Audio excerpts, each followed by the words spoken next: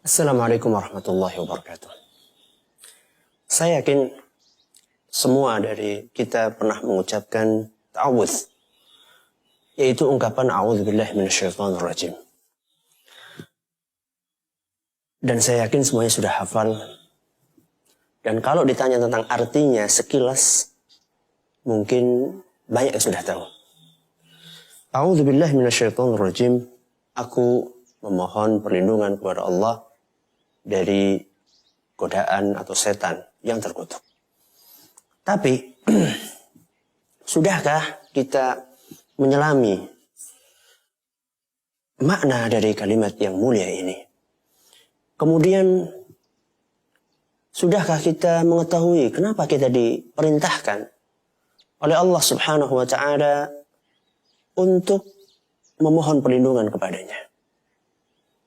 Apakah setan adalah makhluk yang kuat sehingga kita perlu bantuan Allah Subhanahu wa Ta'ala? Kalau memang setan makhluk yang lemah, kenapa kita perlu minta bantuan Allah Subhanahu wa Ta'ala? Inilah insya Allah akan sedikit kita kupas pada kesempatan yang berbahagia kali ini.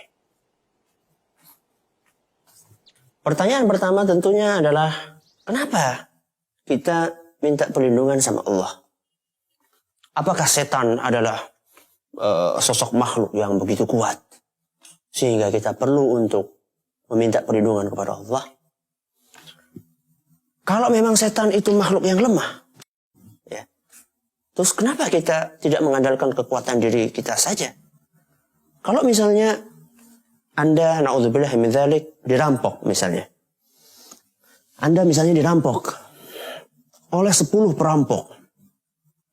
Yang mana 10 perampok itu adalah orang yang kuat-kuat. Saya yakin saat itu Anda perlu bantuan. Anda perlu meminta pertolongan kepada orang lain untuk menghadapi 10 perampok yang kuat-kuat tersebut. Namun, sekarang kalau misalnya ada perampok datang kepada Anda, dia orangnya kurus, lemah, bahkan mungkin anak kecil lah katakanlah. Dia anak kecil, dia akan merampok Anda. Anda tidak perlu bantuan sama orang lain. Karena Anda merasa bisa menangani perampok itu sendiri. Setan adalah makhluk yang lemah. Silahkan Anda baca dalam Al-Quran surat An-Nisa. Di situ Allah Subhanahu wa Ta'ala dalam surat An-Nisa ayat 76. Allah Subhanahu wa Ta'ala berfirman, "Inna kaida syaitani kana dha'ifa." Sesungguhnya tipu daya setan itu lemah. Sesungguhnya tipu daya setan itu lemah. Jadi sejatinya setan adalah makhluk yang lemah. Setan adalah makhluk yang lemah. Terus kenapa kita perlu bantuan dari Allah Subhanahu wa Ta'ala untuk menghadapi makhluk yang lemah tersebut?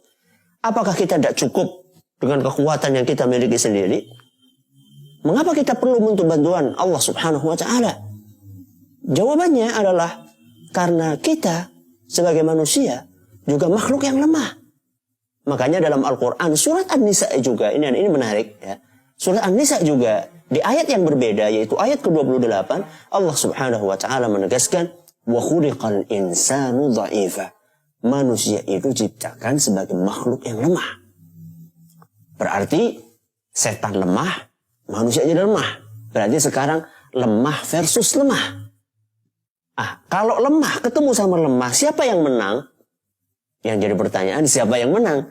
Yang menang adalah yang minta pertolongan kepada yang maha kuat, yaitu Allah Subhanahu wa Ta'ala.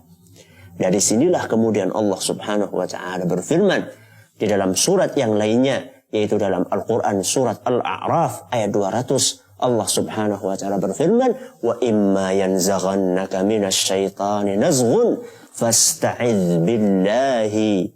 Kata Allah Subhanahu wa Ta'ala, seandainya kalian sedang diganggu oleh setan, maka mintalah perlindungan kepada Allah Subhanahu wa Ta'ala.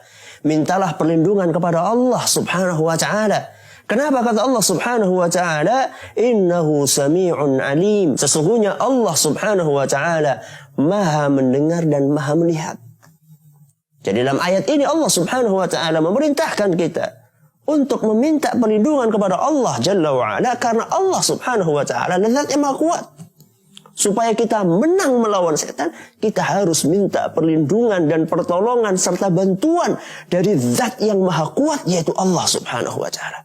Dari sinilah kita diperintahkan untuk beristiazah. Maka jangan sampai di antara kita terlalu mengandalkan kekuatan dirinya sendiri.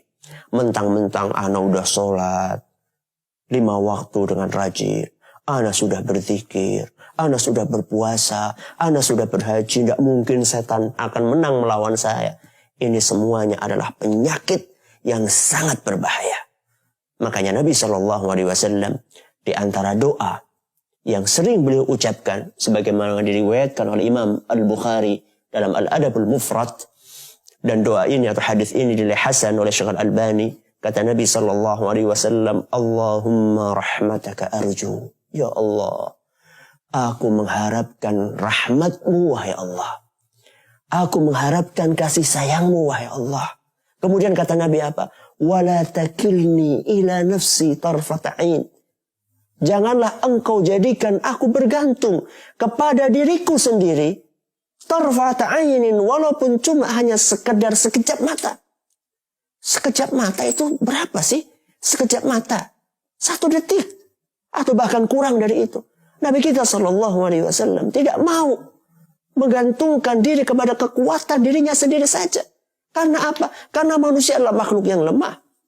Seandainya Nabi kita Muhammad SAW adalah merupakan sosok makhluk yang paling bertakwa, keimanannya paling unggul, ketakwaannya paling tinggi di antara sekian banyak manusia yang ada di muka bumi, saja mengakui kelemahan dirinya. Kenapa kita tidak seperti itu, wahai kaum muslimin dan kaum muslimat yang kami hormati? Maka mari kita berusaha untuk mengucapkan a'udzubillahi minasyaitonirrajim. Bukan hanya sekedar di lisan kita, tapi kita masukkan ke dalam hati kita. Kita meyakini bahwa kita adalah makhluk yang lemah. Kita adalah insan yang fakir, yang membutuhkan bantuan dari Allah subhanahu wa ta'ala.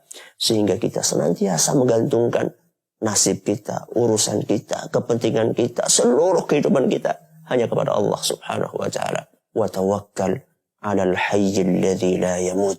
Kata Allah subhanahu wa ta'ala, bertawakkallah kalian kepada yang maha hidup, yang tidak akan pernah mati. Jadi di sini kita diperintahkan oleh Allah subhanahu wa ta'ala untuk menggantungkan diri kita, untuk menggantungkan nasib kita kepada yang maha hidup dan yang tidak akan pernah mati.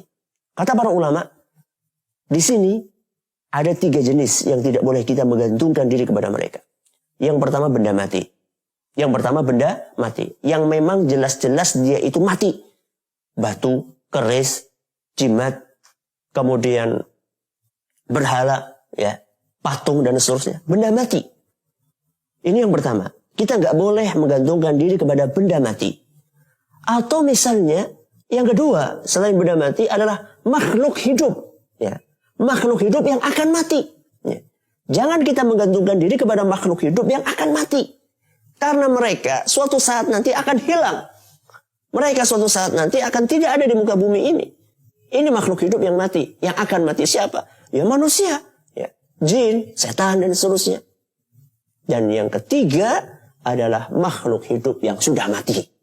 Siapa itu? Ya mereka lah yang ada di kuburan. Ya, mereka lah yang ada di kuburan. Jangan kita gantungkan diri kita kepada mereka. Tapi gantungkanlah seluruh urusan kita. Mohonlah perlindungan dan bantuan dari Allah subhanahu wa ta'ala. Al-Hayy, yang maha hidup. Alladzi la yamut, yang tidak akan pernah mati. Semoga yang sedikit ini bermanfaat. Wallahu ta'ala a'la wa a'lam. Assalamualaikum warahmatullahi wabarakatuh.